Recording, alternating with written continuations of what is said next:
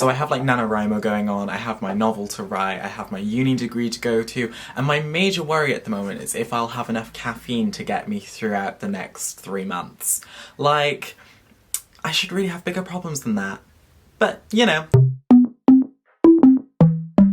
Hi friends, my name is Joel and welcome back to my booktube channel. If you have yet to check out my September wrap-up and October TBR videos, I would highly recommend you go check those out because we go through some of the books that we read in the month of September, like Kissing the Coronavirus, and also some of the books that I want to read in October, such as The Secret History, One by One, and a bunch of other really amazing reads. So yeah, and if you've yet to check out my Twitter nor my Bookstagram, I would highly recommend you go check those out because I post some extra bookish content that you're not gonna see here. So for today's video, a lot of you have requested that I do a kind of NaNoWriMo 101 video, kind of going through NaNoWriMo prep, but also keeping yourself motivated and engaged throughout the month. And so as someone who's done NaNoWriMo for about 7 years now, I definitely thought I could share some of my expertise. But before we get into the video, I'm very excited to say that this video is sponsored by Scrivener, and I highly thank them for sponsoring this video, and I'll have more on them in a little bit. But for now, let's go through what NaNoWriMo is and kind of why people do it. Just adjusting myself on this seat because I am a chaotic bisexual and I cannot have one seating position. So, NaNoWriMo is an acronym which stands for National Novel Writing Month, and NaNoWriMo takes place every November where writers from all around the world come together to write their novels and other projects. And the goal of NaNoWriMo is to write 50,000 words in 1 month, the 30 days in November, which equates to about 1,667 words a day. And it is a challenge that has engaged writers for I think over 20 years now, and it's just amazing to see all of the novels that people write and all of the writing that gets done. But also, NaNoWriMo also takes place in April and July, I believe, in form of Camp NaNoWriMo, where you can set your own goal and just write to where you please. But we're focusing on the main event for today's video, the 50,000 word goal, which seems daunting at first, but when you break it down, it does seem more plausible. And I guess it's the big thing of doing a small word count goal every day really adds up to a larger topic. And a lot of people have written novels throughout NaNoWriMo, like a lot of famous authors have written their novels through NaNoWriMo, and it's just really exciting to see that NaNoWriMo works for a lot of people. So the NaNoWriMo team have worked tirelessly for multiple years looking for ways to make NaNoWriMo even better and even more exciting, and the forums are such an amazing place for you to go to talk with other writers and to discuss, and I'll have the whole link to the NaNoWriMo site in the description down below, where you can announce your project and you can update your word count goal every day throughout the month of November towards the final goal. And there's a lovely amount of statistics that you can look at, and as someone who loves looking at stats, they are thorough and they are great. So why do people participate in NaNoWriMo? A lot of people participate because it's a challenge, and like myself, I thrive off a challenge, but also a lot of people participate because they see it as a way of getting stuff done. It is a dedicated time for them to focus on their writing. It is a dedicated time for them to focus on their project, and it's a dedicated time for them to get work done. And as someone who also has a very strict schedule, dedicating a whole month to writing doesn't really seem that plausible to me, but when you break it down and you look at ways to get writing done, it can seem possible. The whole thing about NaNoWriMo is that it doesn't matter if you don't win. Like, winning is great. Like, writing 50,000 words in a month, wow, we love to see it. However, that's not the main goal. The main goal of NaNoWriMo is just to make sure that you get some writing done and that you build up a writing streak and a writing habit. So now that we've covered kind of what NaNoWriMo is and why you should participate, and also I'll probably be running some NaNoWriMo sprints throughout the month, so if you wanted to come join me over on Twitter, I will be doing some sprints there. A lot of you wanted to know how I kind of plan my projects and go ahead with planning my projects for NaNoWriMo. Starting off with my outlining method, and the outlining method that I always go back to is Save the Cat. V introduced me to Save the Cat quite a while ago, and now I always go back to it when I look to prep a new project. It kind of really enables me to plan a novel in quite a quick fashion, and just noting down quick sentences and then expanding upon them later is really good. So I'd highly recommend checking out the book Save the Cat by Jessica Brody, but I think you can find some free resources on the internet as well. If I do find any, I'll link them down below. But yeah, my outlining method is definitely one that I have kind of evolved over the years, and especially with like short stories as well and longer novels, they vary as and when. But I would say the main thing that you should do for outlining is kind of figure out I think the main thing for outlining is where your characters are in the beginning and where your characters are at the end. If you don't know where your characters are at the end, that's fine, but I think you should have an end point in sight so that it makes it easier to build a plot as you go go along, especially if you're choosing to plan or pants your novel. Planning being that you are extensive and that you decide to like plan the entire novel before you write it, and pantsing being that you just write off the edge of your seat. You know, like characters and like the world and such, but you don't really know a lot about the plot, so you discovery write as you go. I'm kind of a mesh of both. I'm a plantser, which, speaking of, I have a lot of plants, so it makes sense. I like to outline quite a bit, but then I like to leave a bit to the imagination, and so I like having kind of point A and point B and then writing my way from A to B, and it just feels really natural that way. Although for short stories I typically tend to just fully outline and stuff, but it really depends on the story and it really depends on how I feel about it. So takeaway from outlining: save the cat, amazing. Also, 3-act structure is like the top thing that a lot of people use, but if you want to go even deeper, I would highly recommend checking out The Hero's Journey by Joseph Campbell. Although it may not pertain to your story, like if you're writing contemporary, The Hero's Journey is really one of those books that can apply to a lot of people and a lot of stories as well. And also, one book that I'm recently reading and getting into for my advanced fictional writing class is Philip Pullman's Demon Voices, which is essays on storytelling, and there's one in here about 11 basic plots, and I haven't read the essay yet, but I'm assuming because it's Philip Pullman, it'll be of astounding use to you. So I would highly recommend checking this book out as well. So far it's been really intriguing and really nice to see kind of how Philip Pullman writes about the way that he tells stories and kind of taking a whole new perspective on storytelling, and it's really helped me with developing both my novels and also my creative piece for the submission. And then a lot of you also wanted to know about character creation and how I create my characters, and I would highly recommend checking out Sabatia's Skillshare class if you haven't already. She literally goes through how she creates her own characters, and it was really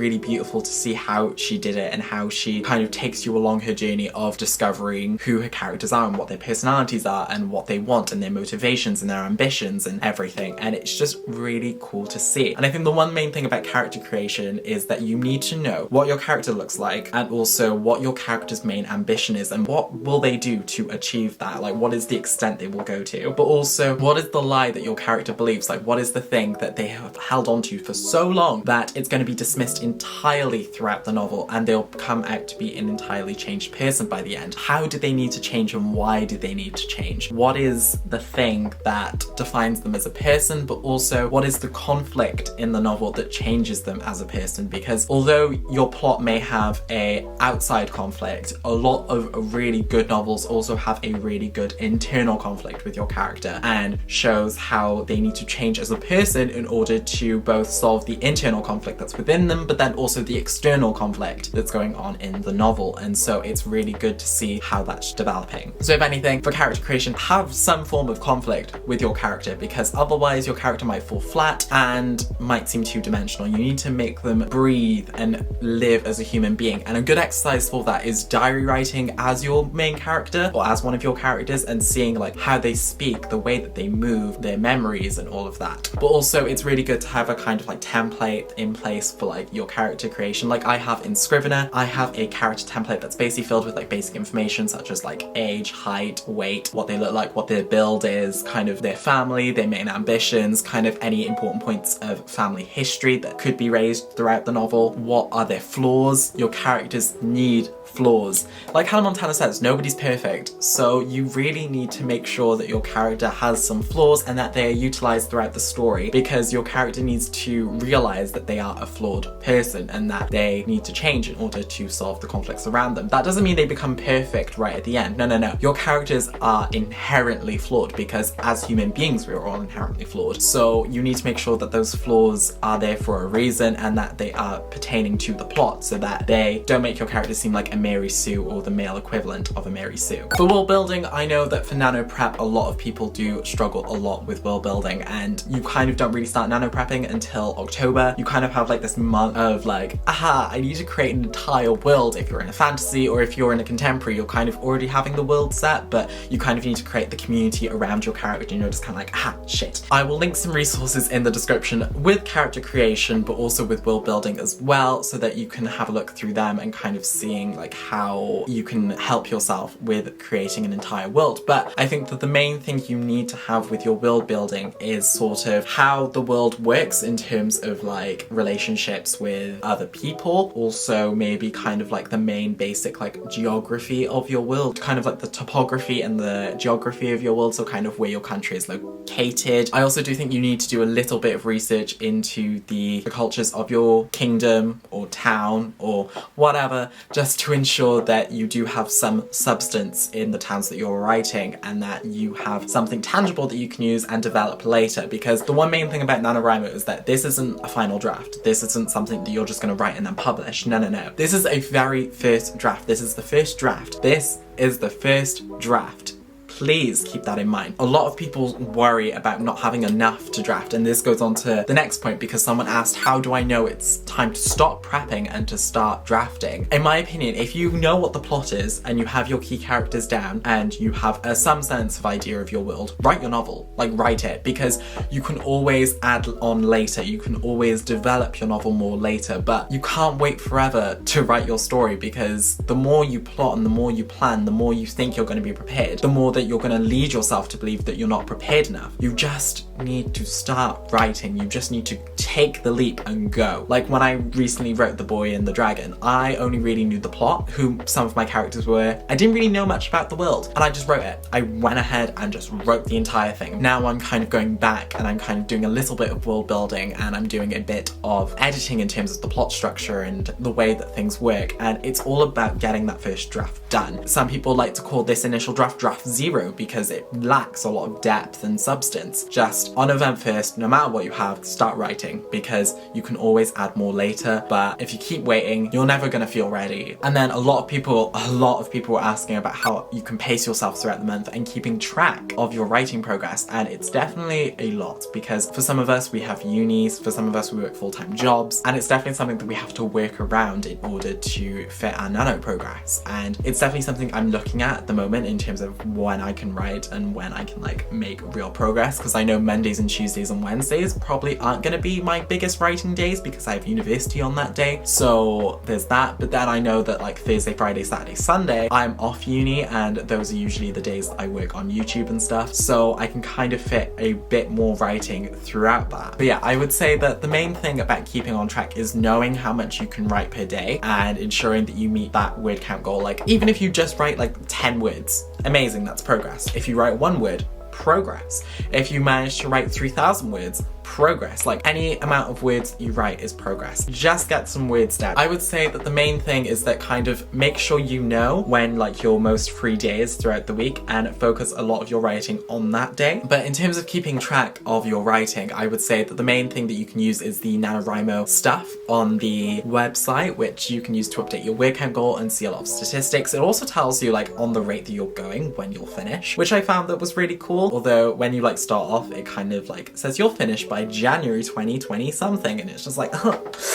yeah, I know, stop. It's kind of really good to see kind of how all those statistics works, and I think I'll be keeping track of my stuff through Notion as well, and maybe setting up a NaNoWriMo Notion page and just having my word count goals go through there as well, just so I have a nice hub for everything to go in. But also I would say that with juggling a work and life balance, I would always put like everything else before NaNoWriMo. Like if you need a uni assignment due, but you need to write like 1,000 words, do the uni assignment, like please. Like you shouldn't have to sacrifice your actual thing to write your novel. It doesn't matter if you don't win, it doesn't matter. You can just mold it around your life. You can mold it around the things that you do and kind of ensuring that you get something written and something done, because then you'll feel the urge to continue now that you started something. So it's kind of giving you that starting leap into your project, and I find that really useful. And then a lot of people ask, once I start writing, how do I keep that writing rhythm going? How do I keep myself motivated to write? And there are 3 things that I would highly recommend. One is listening to music. Music is kind of something that I really enjoy. Although some people do like writing in silence, I find that music really helps ground me and kind of gravitate me towards writing words. And it's just really nice to have a playlist created for a novel that kind of sets the mood and atmosphere that I want, so then I'm in the zone and I'm ready to write. Another thing that I recommend and that a lot of study people use is the Pomodoro technique, which is where you write for a certain amount of time and then you rest for a certain amount of time. Typically, this is usually 25 minutes and then a 5-minute rest, but you can jimmy it up to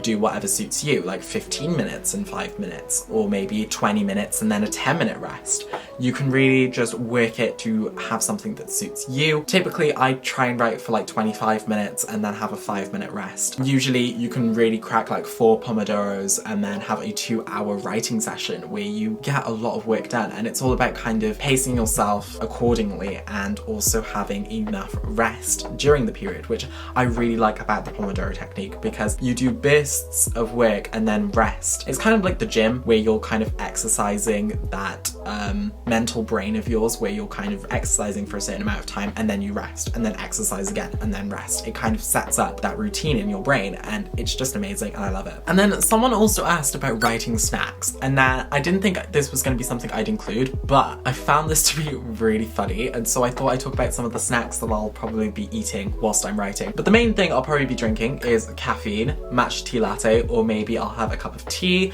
I do kind of want to get into loose leaf maybe, so maybe I'll start doing that. In terms of like writing snacks, I kind of like eating popcorn whilst writing. I don't know why, but it's just something. I usually go for like sweet things like Twix or Skittles is amazing. Like biscuits, like rich tea, although they are pretty dry sometimes. Custard creams are great. Digestives are awesome. The Maryland's cookies, iconic. But yeah, there's just a lot of like different snacks that you can use whilst you write. I guess it's kind of that thing of also making sure that you take care of yourself throughout the month and making sure that you're still practicing self-care, because if you're trying to do NaNoWriMo, uni work, and a job as well on top of all of this, it's definitely going to tire you out, and it's definitely going to take a toll on your mental health. And I think it's definitely important that throughout the month you check in with yourself and see how you're doing and see if there's anything that you need and anything that you should do to take care of yourself even more. Are you going to beat yourself up if you miss a day? Because missing a day doesn't impact you at all, but will you beat yourself up about it? And if you do, please remember that this isn't a competition between people. This isn't a competition with yourself. This isn't even a competition entirely. This is just setting a writing routine with a goal in mind. If you don't reach the goal, it's completely okay, because you've made progress, and that is what we need. Progress, not perfection. That's everything really. I kind of wanted to just do a quick like 101 video. I didn't really want to go into everything in depth, because I felt like it probably would have been a longer video, although I think that maybe one day I'll do kind of like a writing 101 series where I go through everything quite more in depth. But I think for now, all of you just really wanted something kind of quick and easy and a quick resource to digest. And I think with writing as a whole, it's kind of really nice to see someone talk about this like in a simplistic format. And again, I'll have a lot of resources linked in the description down below, so that if you did want to read anything any further, I'll have those resources in there for you. If you did want a kind of writing 101 series, I can definitely look to produce something like that in the near future. But us as writers, we kind of always strive to kind of see what other writers are doing and adopt that, but also try and figure out what works best for you. Like anything that I've said here may not work for you, and it may not be the best thing for you, and it's all about discovering your own way of your writing craft and how you hone that craft and how you use it. Because my writing process is probably different from like V.E. Schwab's or Laini Taylor's or Sabaa Tahir's or Adam Silvera's or Philip Pullman's. Like we all have our own different writing processes, and discussing that is really beautiful, because then we can see how other writers work and maybe even develop our own writing processes because of what we hear other writers use. So yeah, I guess that's everything. But before I leave, I'd very much like to talk about our sponsor for the video, Scrivener. Scrivener is an all-in-one writing processor which I've been using for the past 7 years in order to draft my novels, my short stories, and a vast other projects. I think I'll be writing my dissertation within Scrivener as well, because I think it'll be really easy to kind of section it off into the various folders, but it also all compiles together into one easy manuscript, and I just think it's going to be really nice to see how that all works out. But Scrivener is also really nice because it is really easy to create your own character profiles and world building, and it's really easy to have one place for everything and building your story bible. And Scrivener is just iconic, amazing, we love it, we see it. And right now, if you use the code NaNoWriMo, you can get 20% off Scrivener at this point in time, and it is up until December 7th. So I would highly recommend using that discount and trying out Scrivener, and I'll have the link to them in the description down below. I just find them to be a very versatile tool in planning, plotting, and creating an entire world and plethora of stories and I just love their writing software so much, and it's just something that I have grown to use and I have grown to kind of appreciate. And yeah, that is completely everything. I think I've covered everything to some depth. Hopefully, otherwise I'll probably be doing a NaNoWriMo writing vlog throughout the month of November, so I'll probably talk more about stuff in depth then. If you like this video, be sure to give it a thumbs up, and if you're new here, be sure to click that subscribe button so that you're notified whenever I upload next. This week's shout out fits goes out to Leora from Books with Leo because she is almost at 10,000 subscribers, and I definitely think we can help her get there. I'll have her channel linked in the description down below because she creates some amazing content and she is such a dear friend of mine and I love her so much. She uploaded her September wrap-up yesterday, and honestly it was so much fun to watch, and seeing her just react to all of the books that she read was just amazing. And yeah, if you want to find me on any other social media platforms, I'll have them linked in the description down below. I'll also have a link to my NaNoWriMo profile as well in case you wanted to buddy up with me and watch my writing progress throughout the month of November. And also I'll have my Ko-fi and Amazon wishlist link in the description down below as well, just in case you wanted to donate any amount of money or books in helping to improve this channel further. And so yeah, I guess until the next video, bye friends.